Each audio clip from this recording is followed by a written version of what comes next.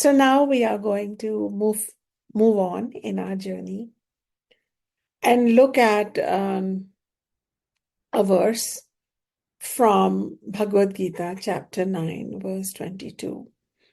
I have planned from September of 2024 to December 17th of 2024 these satsangs on Bhakti Yoga based in and around the Bhagavad Gita with a few references from Narada Bhakti Sutra, Shandalya Bhakti Sutra, from my Guru Baba, and just from my own. What's coming to you is my free flow, heartfelt encounter, experience, and conviction about Bhakti Yoga using these scriptural resources.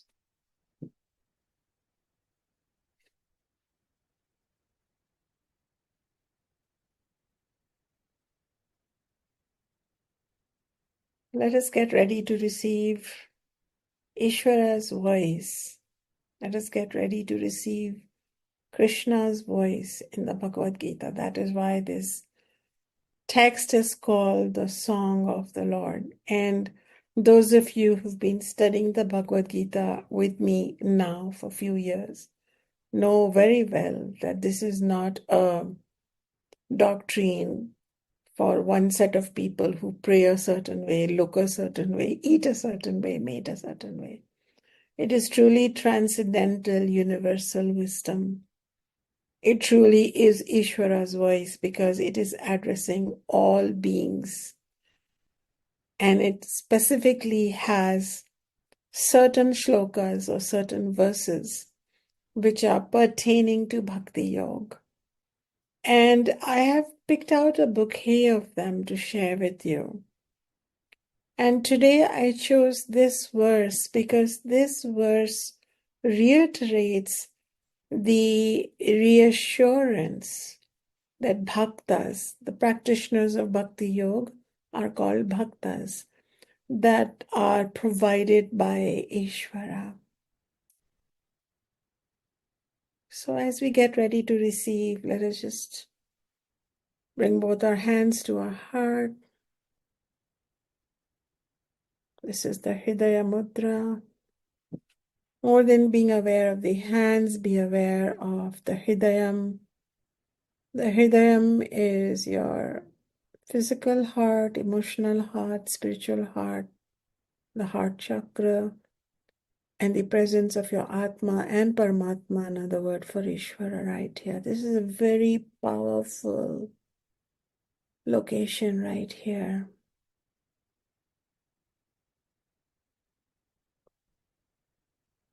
We can think many thoughts, but this is where we change. This is where we experience. This is where Ishvara dwells within us. This is where the Om chant is going on.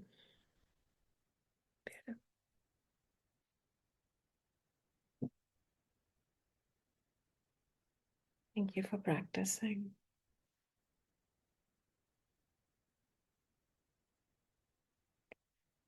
Bhagavan Uvacha. Bhagavan is another word for Ishvara. Uvacha means speaks or spoke. It is spoke.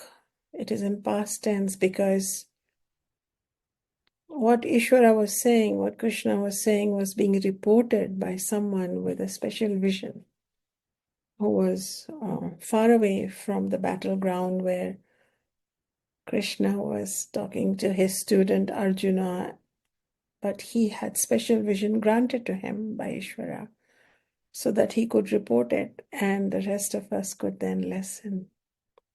So a lot of the teachings by Ishvara in Bhagavad Gita, we say Bhagavan Uvacha, and when Arjuna spoke, we say Arjuna Uvacha.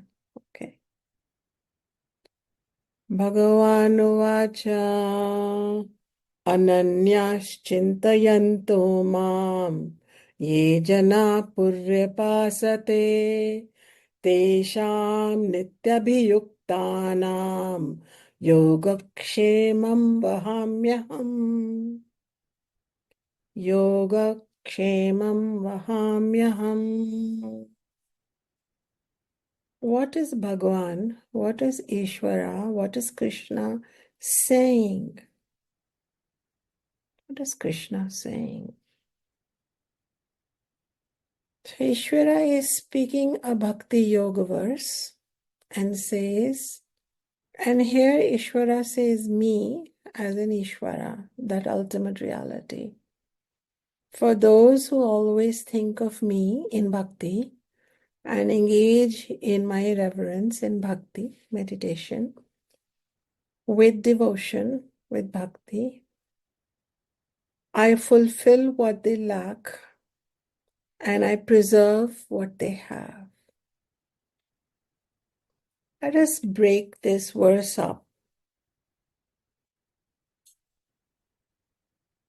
Ananyāśh chintayanto mam means those bhaktas, those seekers with unwavering mind, unwavering from not just holding the mind in a certain physical spot, which is one form of meditation, but unwavering means pulling it back from the vasanas or the material cravings that keep arising. And as a result, we follow them, our mind and senses go chasing them, and we get all caught up. We become samsari, we become material, we become only bodies, chasing physical goals. But when we bring unwavering mind, why? How? Through the cultivation of knowledge in satsang. So when those who with an unwavering mind think of me, which means in our thoughts now there is stability. Ishvara is within me, Ishvara is outside me, Ishvara is the universe, is the intelligence of the universe, is the source and substratum of the universe. Ishvara is even within me as my own Atma self. Then you are really consolidating those thoughts. So, and you are not wavering a lot. Even if you waver a bit, you come back, you come back, you come back until it becomes what? Shraddha, a conviction. It becomes a conviction. And you are no longer, your identity is no longer a biological identity. Your identity is no longer simply a racial identity. Because there are two kinds of identities. If you think of yourself as a body, then your race, culture, parents, brothers, sisters, profession, what clothes you wear, what fashions you follow, all that makes a difference. That's your identity. And that's your authentic self, sure. But if you are a soul, if you are an Atma, then your identity is what? That I am Atma. And I am one with Paramatma. I am one. So, these kind of thoughts, those who with an unwavering mind, who use their mind, what is the yoga here? They make it steady on this knowledge of Ishvara. And I invite you to do that. So that is the first line. Ye janāḥ paryupāsate. Ye janāḥ paryupāsate. This is the second line, which says, and those who revere me, worship me with complete devotion. So what is worship here? Now, worship is a loaded English word and it's often institutionalized, it's ritualized, it's also politicized. But worship means bhakti here. Worship means bhaj, and bhaj means to revere, to engage, to make priority. So I want to remind you again of my early teachings on bhakti where we went into the root word bhaj. And bhaj is the word for worship. Worship has nothing to do with, are you a Hindu? Are you a Sikh? Are you a Muslim? Who's your God? It has nothing to do with all of this. Worship means meditation. Bhakti means deep oneness with that. So those who practice this bhakti, with devotion with me, teṣhāṁ nityābhiyuktānāṁ, for those who are ever steadfast. So they are not just occasionally, oh, I practice bhakti. Yes, 7 to 7:30 a.m. And the rest of the time I'm a material body run amok in samsara. No.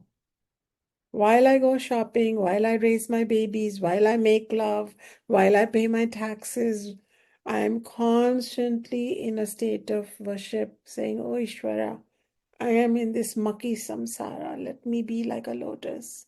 Let me be in remembrance of you. Let me pass the time here in samsara with inner peace, atmarama, inner fulfillment.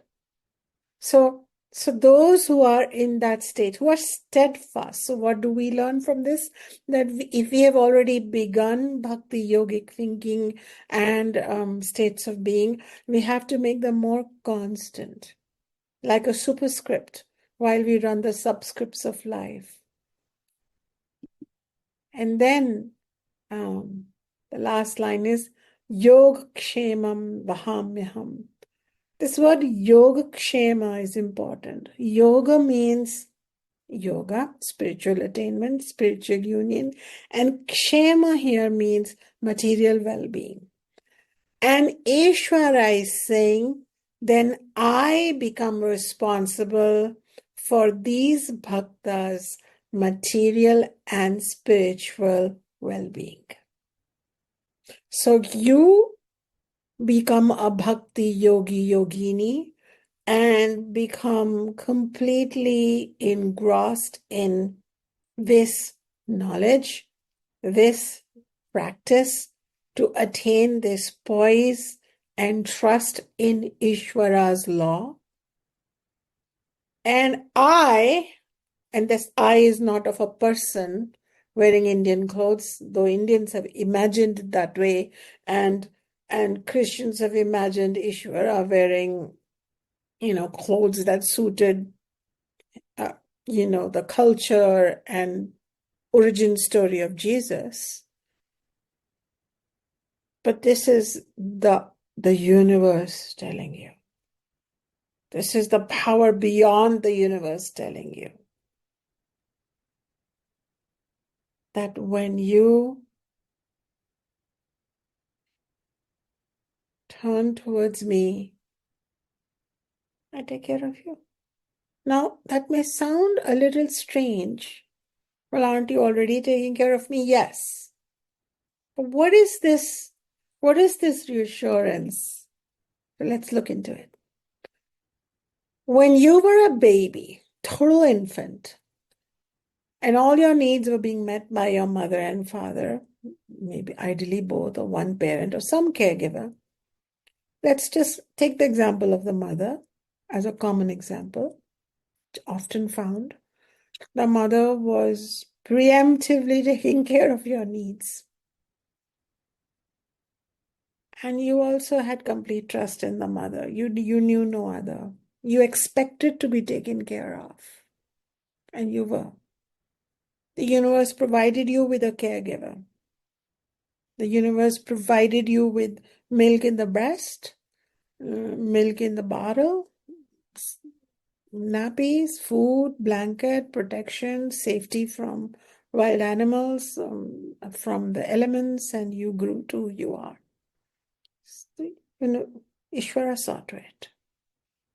As you grew older, like you were 9 or 10, you started becoming a little more, mother would check in with you. Hey, should I come in and help you? No, mom, I got this. I got this. And then when you got still older and somebody asked your mom, hey, where's the kid? And she goes, I don't know, maybe they're at the movies or something. That person is still your mother. That person still cares for you. That person will still show up for you. But they're a little more neutral now because they believe you got it. And that's good in the material sense. Remember, you have a material identity and some independence and growth. It's great.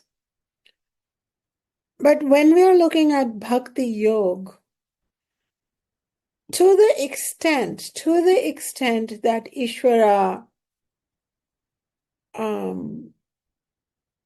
the great intelligence, the great supreme being, to the degree we use our independent will, to that degree, out of respect, because we are Ishvara avatar and human being, we continue to,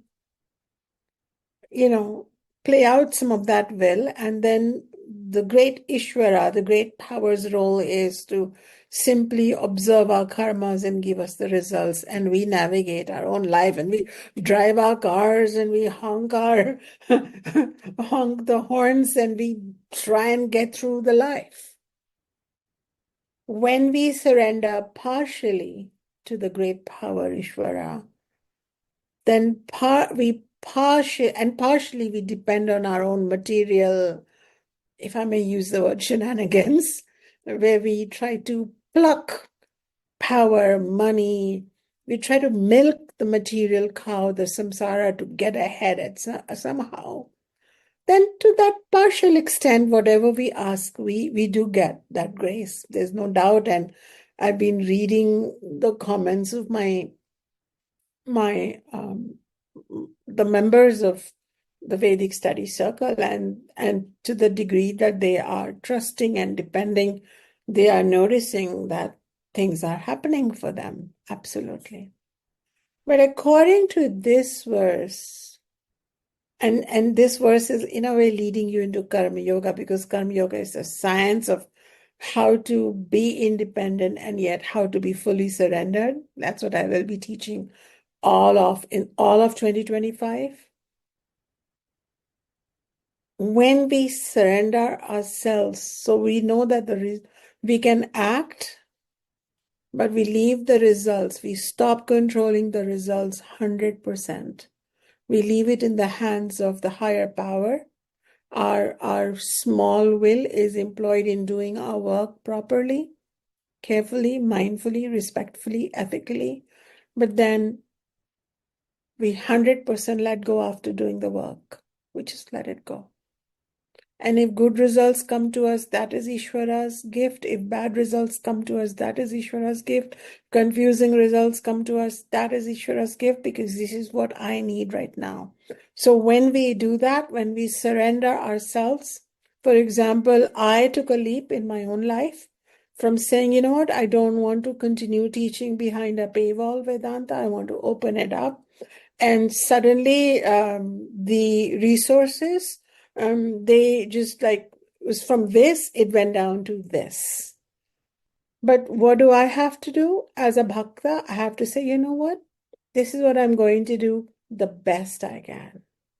Whether this will sustain, whether this will shut down in a few years due to lack of resources, whether this will flourish because everybody will pitch in, that's not my issue. I know from all my knowledge and all my intuition and all my inner guidance and Guru's teaching, this is the right thing to do. Then this is what I shall do. So this is my example, but we have examples like, I know that this is what I have to do. I have to forgive someone. And I don't know if they will be nice after they receive the forgiveness, say a thank you or not, or we begrudging, or they'll think less of us because we forgave them and didn't keep up with our rage. We don't know. We leave it up to Ishvara. So when we do these actions, in my understanding, we are freed up, because it's not our problem. That's Ishvara's work. And let Ishvara take care of it. That controller of the whole universe, not of one galaxy, but billions and trillions of galaxies and parallel universes. That which is beyond time, beyond space, beyond destiny, which knows our past, present, future. When we surrender to that, we go into the Sharanam. The Sharanam means we go into that care, and we take full responsibility for the input, but we carry zero responsibility for the output, the essence of karma yoga. And we let it go. We just show up in the present to do the right thing. Then what happens? Then it is the responsibility of that intelligence, which is not male, not female, not non-binary, which is beyond gender, beyond body, yet has come to us in different bodies across cultures over time and shall come again and again, to take care of us and to take care of our material needs and to take care of our spiritual needs. So the deeper the surrender, the more you are convinced that you are being looked after.